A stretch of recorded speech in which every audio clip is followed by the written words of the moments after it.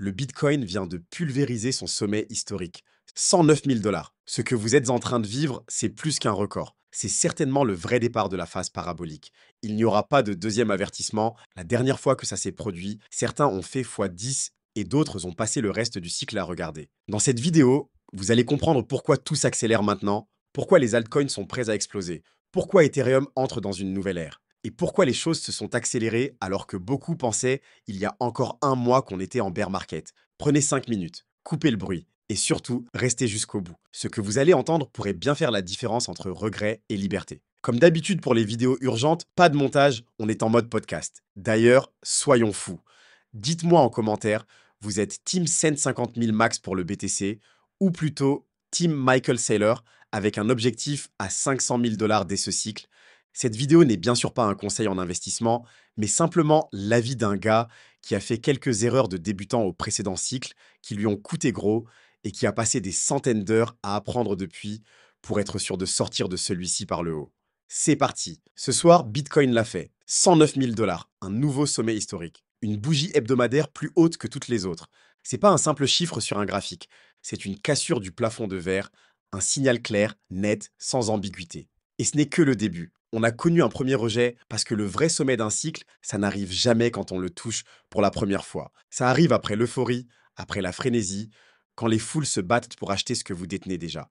Aujourd'hui, on est juste à l'instant où la digue vient de céder. La pression accumulée depuis des mois est en train d'exploser. C'est comme un barrage qui se fissure lentement et qui finit par céder d'un coup. Le marché vient de déclencher une mécanique implacable. Les shorts sont en train de se faire liquider, les breakout traders se ruent à l'achat et les algos institutionnels commencent à se déclencher les uns après les autres. Chaque dollar au-dessus de 109 000, c'est un appel d'air pour la liquidité, c'est des milliards qui se repositionnent. Et surtout, c'est la porte ouverte pour la saison des altcoins.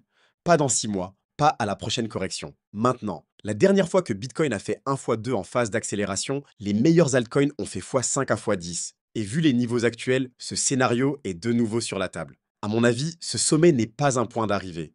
C'est un départ, une rampe de lancement, un compte à rebours. Et le plus important, il reste encore du carburant. Et pourtant, pas un mot sur les plateaux télé pour l'instant.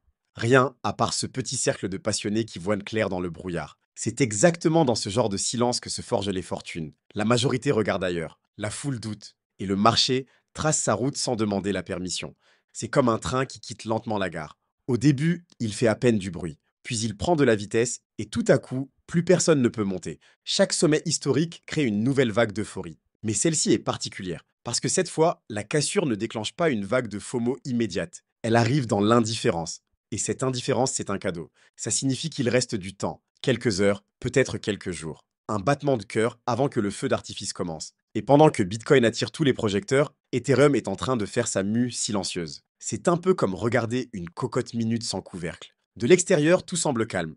Mais à l'intérieur, la pression monte et quand ça lâche, ça fait du bruit. Ce qu'il vient de se passer avec SP, un hypercube, c'est l'équivalent de changer le moteur d'une voiture de course pendant qu'elle roule à pleine vitesse sur l'autoroute. Sauf que là, on ne parle pas de vitesse x2, on parle de x1000. Cette technologie permet à Ethereum de prouver tout ce qui se passe sur son réseau, sans avoir besoin de tout revérifier à chaque fois. Un peu comme si votre banquier vous faisait confiance, sans redemander vos 3 dernières fiches de paie à chaque nouveau prêt. Résultat, le réseau devient plus rapide, plus léger et surtout prêt à accueillir des milliards de transactions sans exploser comme un vieux serveur. Imaginez une ville qui passe de quelques routes de campagne à une autoroute à 10 voies avec des péages automatiques. C'est exactement ce qu'est en train de devenir Ethereum. Et ça tombe bien parce que derrière Ethereum, il y a tout l'écosystème de la tokenisation. Les banques, les entreprises, les États qui veulent tous numériser leurs actifs sur une base fiable, programmable et mondiale. Et aujourd'hui, l'Ether se balade encore sous les 3000 dollars. C'est comme si l'or du futur était encore vendu au prix de l'argent. Mais pas pour longtemps. D'ailleurs, si vous voulez en savoir plus, je vous ai fait une vidéo dédiée sur les mises à jour Ethereum, vous la retrouverez en description. Pour les altcoins, les moteurs sont allumés. C'est comme entendre les moteurs d'une Formule 1 qui s'échauffent juste derrière la ligne de départ. Le feu passe à l'orange. On sent que ça va partir. Et devinez quoi, les premiers bolides commencent déjà à foncer. BitTensor, Render, Solana, AAV, certains ont déjà doublé. Et pourtant, ce n'est même pas encore la vraie course. Ce qu'il faut comprendre, c'est simple. Chaque fois que Bitcoin explose un plafond, les altcoins explosent les planchers de résistance. C'est un effet domino. Bitcoin prend l'ascenseur. Et derrière lui, les projets solides prennent la fusée. Mais attention, tous les altcoins ne valent pas le coup. C'est pas parce que tout monte que tout mérite votre argent. D'ailleurs, il serait peut-être temps de refaire une vidéo sur les bonnes pratiques en bull run pour être sûr de sortir gagnant. Dites-moi si ça vous intéresse. Je vous le rappelle, normalement, si vous êtes rentré en 2024, vous devriez déjà avoir pris des profits. Et pour les plus méthodiques, avoir déjà récupéré votre mise. Il faut des cryptos qui ont déjà prouvé. Des projets qui ont une vision, une technologie, une traction. Pas des coquilles vides avec un joli logo. Imaginez un champ de fusée. La plupart vont tomber à 10 mètres du sol, mais quelques-unes iront toucher la stratosphère. Et ce sont ces quelques-unes qu'il faut avoir dans le portefeuille. C'est dans cette phase que le marché devient brutal. Les gains se font vite. Les pertes aussi. Ceux qui prennent des décisions calmes au milieu de l'excitation sont ceux qui sortent avec les poches pleines. Et le timing est crucial. Parce qu'une fois que la télé commence à dire que c'est le moment d'acheter, le plus gros des gains aura déjà été fait par vous, pas par eux. Ce que vous voyez à l'écran, ce n'est pas juste un prix qui monte, c'est la partie visible d'un iceberg gigantesque. En dessous, il y a un changement de régime, un changement de paradigme. Un dollar qui tient debout parce qu'il s'appuie sur des échasses bancales. Moody's vient de retirer la note AAA des États-Unis. On a fait une édition spéciale sur le sujet. C'est comme si l'élève modèle de la classe économique mondiale venait de recevoir un peu mieux faire en mathématiques. Pourquoi c'est important? Parce que les bons du Trésor américain sont le socle du système fiat mondial. Et aujourd'hui, ce socle se fissure. Et devinez qui arrive en renfort? Les stablecoins. Je vous parlais du Genius ACT récemment. Tether, par exemple, ne garde pas ses dollars dans un coffre. Elle les place dans des bons du Trésor US à court terme. Résultat, elle fait du 5% annuel juste en gardant l'argent des utilisateurs. C'est comme si Tether était devenu une banque centrale privée, mais avec seulement 50 employés et une rentabilité qui ferait pâlir n'importe quelle multinationale. Et pendant que les gouvernements impriment de la dette, les émetteurs de stablecoins deviennent les nouveaux créanciers du système. Stripe, Visa, Facebook, tous ajoutent les stablecoins à leur arsenal. Et cette adoption massive, c'est la preuve que les cryptos ne sont plus à la marge. Elles sont en train d'absorber le système, de l'intérieur. C'est ça le moteur invisible de cette montée. Pas seulement la spéculation, mais une réalité monétaire qui bascule doucement, puis d'un coup. Et Bitcoin dans tout ça, c'est le filet de sécurité ultime. L'actif qui ne dépend ni d'une banque centrale, ni d'un politicien, ni d'une agence de notation corrompue. C'est l'actif de ceux qui ne veulent plus jouer avec un gilet troué. Dans une partie où la table est bancale, le jeu est lancé. À vous de choisir votre rôle.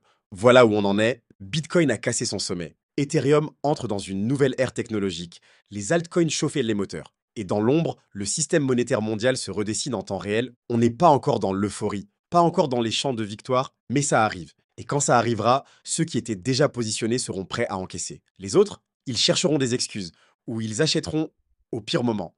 Ce qu'il faut maintenant, c'est rester focalisé, choisir des projets solides, accepter que tout ne fera pas X10 et surtout prendre des profits quand c'est le moment. Parce que oui, des gains trop faciles, ça rend paresseux. Et un marché qui monte trop vite peut redescendre tout aussi brutalement. Ce cycle n'est pas une loterie, c'est une opportunité stratégique, un test de discipline et un accélérateur de destin pour ceux qui savent lire entre les lignes. Alors, prenez position, gardez la tête froide et ne vous laissez pas avoir par les vendeurs de peur ou de rêves instantanés. Faites vos propres choix. Et souvenez-vous, essayer et rater, c'est normal. Ne pas essayer du tout, c'est ça, l'échec. On se retrouve dès demain. Et comme toujours, prenez soin de vous. Excellents investissements à tous. C'était Mansour. Peace.